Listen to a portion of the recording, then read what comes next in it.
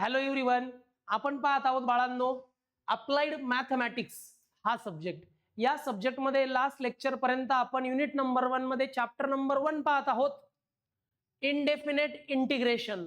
त्यामध्ये लास्ट लेक्चरला ऑलरेडी आपण टाइप नंबर 1 चे प्रॉब्लेम आपण पाहत होतो, problems on sum and difference, की जेव्हा केव्हा इंटिग्रेशनच्या प्रॉब्लेम मध्ये जे फंक्शन्स येतात त्या फंक्शन मध्ये ऍडिशन किंवा सबट्रॅक्शन असेल किंवा मग तिथे जे फंक्शन दिलंय ते फंक्शन एकदम सिंपल असेल, जस्ट फक्त फॉर्म्युला वापरून आपण आन्सर पर्यंत पोहोचू शकतो, असे जर त्या ठिकाणी प्रॉब्लेम्स आले तर ते टाइप नंबर 1 चे प्रॉब्लेम्स आहेत.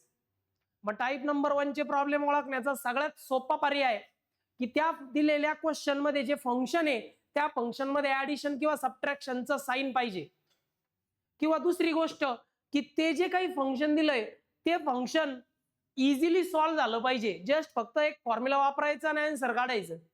असं सिंपल फंक्शन असेल तरी तो टाइप 1 चाच प्रॉब्लेम असतो. लास्ट लेक्चर पर्यंत टाइप नंबर 1 चे आपण 6 प्रॉब्लेम पाहिले होते, 6 प्रॉब्लेम पाहिले होते. 7 नंबरचा प्रॉब्लेम क्वेश्चन नंबर 7 होमवर्क दिला होता, तो मी तुम्हाला आज इथे सॉल्व्ह करून देणार आहे. तर घ्या बाळांनो, पाहूयात आपण क्वेश्चन नंबर 7. मला सांगता का ऑफलाईनचे मुलं की क्वेश्चन नंबर 7 काय आहे? क्वेश्चन नंबर 7 असेल इंटिग्रेट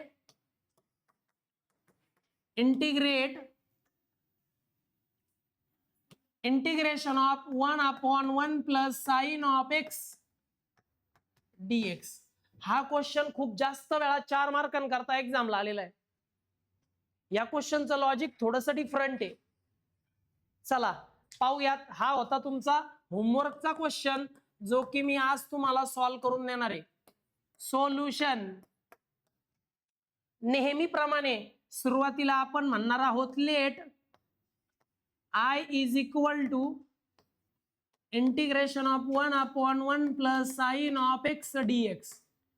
नेहमीप्रमाणे दिलेल्या इंटिग्रेशनच्या फंक्शनला किंवा या व्हॅल्यूला आपण I ने डिनोट करणार आहोत.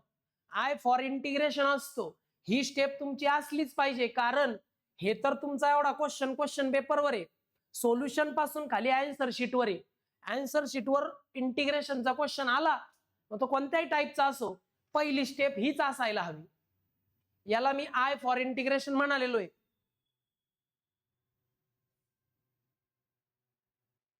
बर, आता याला सोडवण्याकरता थोडी वेगळीशी ट्रिक वापरायची बाळांनो आपल्याला. चला मग सॉल्व्ह करूयात.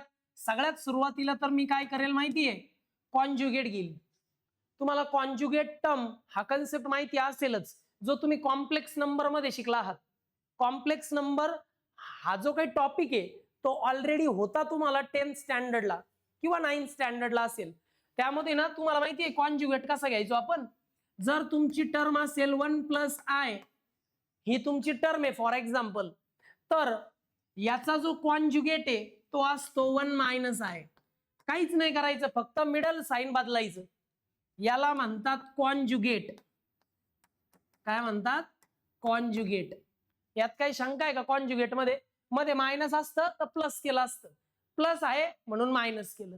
मग अशा पद्धतीने कॉन्जुगेट घ्यायचा आहे तुम्हाला या प्रॉब्लेम मध्ये. असं नसतं की फक्त कॉम्प्लेक्स नंबरलाच कॉन्जुगेट आहे. कॉन्जुगेट हा कुठल्याही टर्मला असू शकतो, फक्त तिथे 2 टर्म पाहिजे. 3ही चालत नाही आणि एकही टर्म चालत नाही, 2 टर्मच पाहिजे. इथे पण 2 टर्म आहे, 1 आणि साइन एक्स, आणि याचा कॉन्जुगेट घ्यायचा आहे आणि ह्या टर्मचं रॅशनलायझेशन करायचंय. चला करूयात. ही कॉन्जुगेटचा कन्सेप्ट क्लिअर झाला. चला थोडस रिव्ह्यू करून दिला तुम्हाला बाळांनो.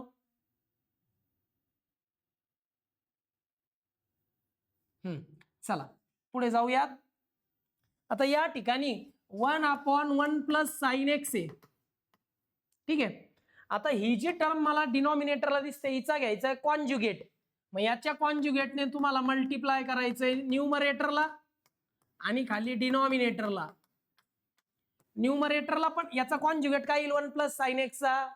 1 प्लस साइन एक्सचा कॉन्जुगेट काय येईल? 1 मायनस साइन एक्स. त्या कॉन्जुगेटने वर पण मल्टिप्लाय करायचंय आणि खाली पण मल्टिप्लाय करायचंय, ठीक आहे. 1 मायनस साइन ऑफ एक्स. न्यूमरेटरला पण मल्टिप्लाय केलं, डिनॉमिनेटरला पण मल्टिप्लाय केलं, आणि पुढे घ्यायचं dx.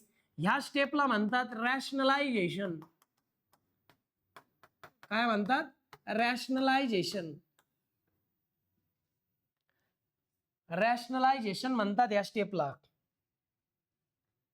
जनरली आपण जे क्वेश्चन घेतो ना ते सगळेच क्वेश्चन घेतो, त्यामुळे आपण घेतलेल्या प्रॉब्लेम्स मधूनच प्रॉब्लेम येतील, हे 101% आहे.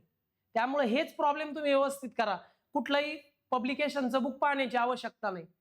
ओके, बरे रॅशनलायझेशन समजलं, कॉन्जुगेट कळाला. आता आपण पुढे जाऊ शकतो. या दोन टर्म मध्ये काय रे बाबा? मल्टिप्लिकेशन आहे. मग मल्टिप्लिकेशन करताना मल्टिप्लिकेशन कसं करतो माहिती ना? सरळ सरळ न्यूमरेटरने न्यूमरेटरला मल्टिप्लाय करणे, डिनॉमिनेटरने डिनॉमिनेटरला मल्टिप्लाय करणे. आता मल्टिप्लाय करताना असं येतं की 1 ने जर या टर्मला मल्टिप्लाय केलं तर 30 टर्म पुन्हा येईल, बरोबर ना? 2 1 जा 2, तसं या टर्मने 1 ला गुणलं तर 30 टर्म येईल. पण या ठिकाणी पहा बरं, ए प्लस बी, ए मायनस बी, कोणाला हा फॉर्म्युला माहिती का? ए प्लस बी आणि ए मायनस बी चा हा होता 8th स्टँडर्डला, 8वीला.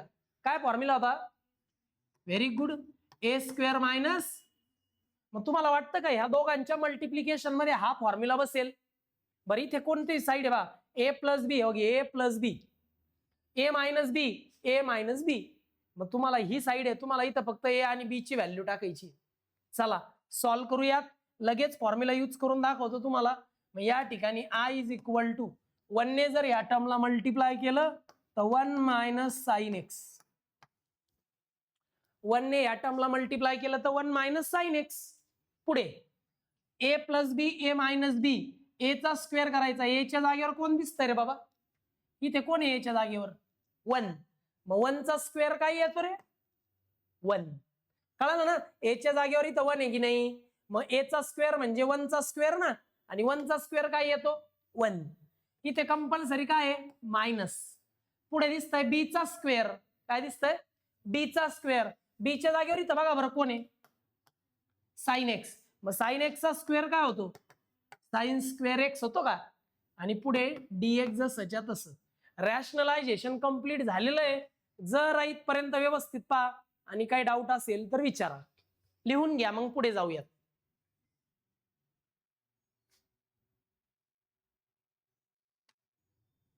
चला इथपर्यंत आलात. आता 1 मायनस साइन एक्स काही नाही होऊ शकत, पण एक गोष्ट आहे, 1 मायनस साइन स्क्वेअर एक्स काहीतरी होऊ शकतं. काय होऊ शकतं?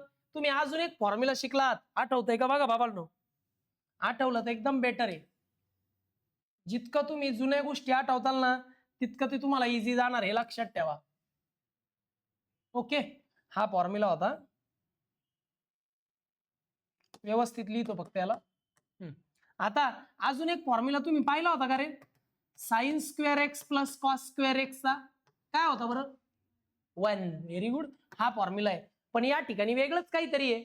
मग मी काय करतो, हा जो साइन स्क्वेअर एक्स आहे हा या बाजूला काय आहे? प्लस. तिकडे जाऊन मग मी काय करतो, 1 जसाच्या तसा, हा प्लस आहे तिकडे जाऊन मायनस होईल, आणि खाली काय राहिला या साईडला? Cos square x. म्हणजे ऍक्च्युली मी हा फॉर्म्युला यूज करणार आहे, पण हा कसा तयार झाला? या मेन फॉर्म्युल्यापासून. काहीच नाही, फक्त ए प्लस होतं तिकडे जाऊन मायनस केलं, कॉस स्क्वेअर एक्स जसाच्या तसा. म्हणजे याचा अर्थ असा झाला, 1 मायनस साइन स्क्वेअर एक्स ला तुम्ही कॉस स्क्वेअर एक्स असं पुट करू शकता. मग याच्या जागेवर हे पुट करूयात. चला बरं,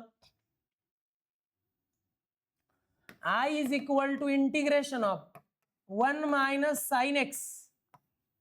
1 minus sin x as it is. 1 minus sin square x ला काय येईल? cos square x. कळालं? 1 minus sin x as it is घेतले, 1 minus sin square x ला लिहिलं cos square x by using this formula.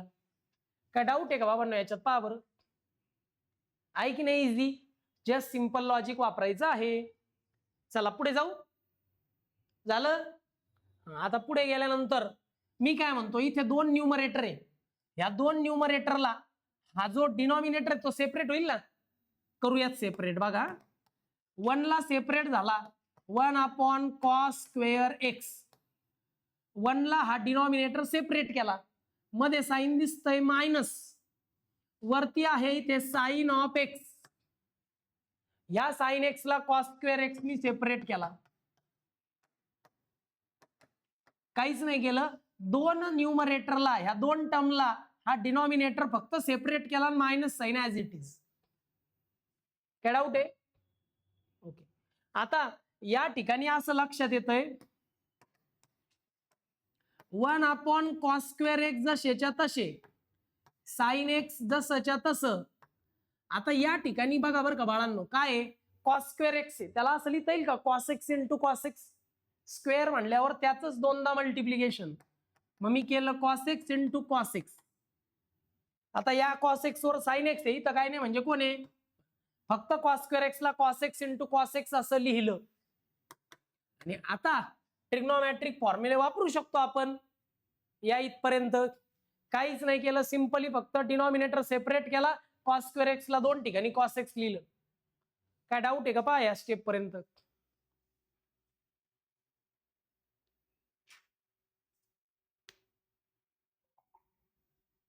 काय डाऊट आहे बरं इकडे मुलींना? Very good. चला पुढे जाऊया. आता असं लक्षात येतंय की बघा थोडस मला नेक्स्ट पेजवर जावं लागेल, तुम्ही हे लिहिला असेल असं मी समजतो.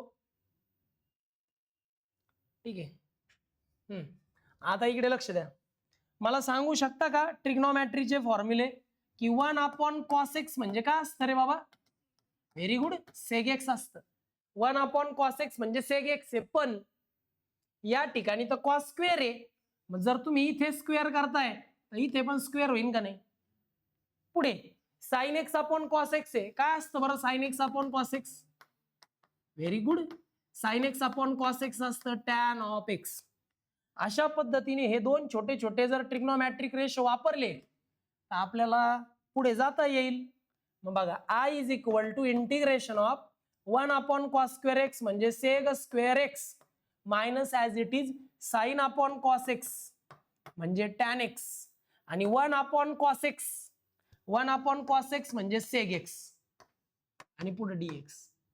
काहीच नाही केलं, 1/cos² x म्हणजे sec² x minus as it is sin/cos होतं tan x आणि 1/cos x होतं sec x. काय डाऊट आहे इथपर्यंत? आता चेक करा, आतापर्यंत आपण इंटिग्रेशन काहीच नाही केलं बरं का, सगळं ट्रिग्नोमॅट्री सॉल्व्ह करत होतो. आता हा कशाचा तरी डेरिव्हेटिव्ह आहे आणि हा पण कशाचा तरी डेरिव्हेटिव्ह आहे. मग हे कशाचे डेरिव्हेटिव्ह आहे जरा चेक करा बरं. कशाचा डेरिव्हेटिव्ह आहे sec² x? हा कशाचा डेरिव्हेटिव्ह आहे?